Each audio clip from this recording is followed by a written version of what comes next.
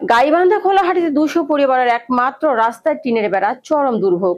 গাইবান্ধা সদর উপজেলার খোলাহাটি ইউনিয়নের পূর্বপাড়ায় প্রায় 200 পরিবারের একমাত্র যাতায়াতের রাস্তায় টিনের বেড়া দিয়ে চলাচল বন্ধ করে দেওয়া হয়েছে। ফলে চরম দুর্ভোগে পড়েছেন স্থানীয় বাসিন্দারা।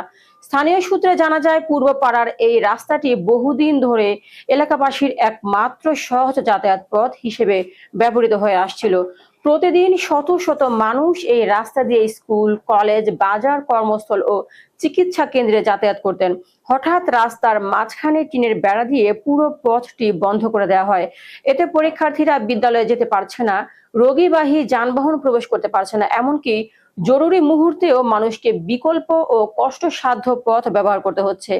এলাকাবাসীর অভিযোগ, বারবার স্থানীয় জনপ্রতিনিধি ও প্রশাসনকে জানানো হলেও কোনো কার্যকর ব্যবস্থা নেওয়া হয়নি। এ বিষয়ে খোলাহাটি ইউনিয়ন পরিষদের চেয়ারম্যান জনাব মাসুম হক্কানি বলেন, আমি ঘটনাস্থল পরিদর্শন করেছি। আগামী রবিবার স্থানীয়ভাবে বৈঠক ডেকে বিষয়টির মীমাংসা করা হবে। ভুক্তভোগীরা দ্রুত রাস্তার টিনের বেড়া অপসারণ করে চলাচলের পথ উন্মুক্ত করার জোর দাবি জানিয়েছেন।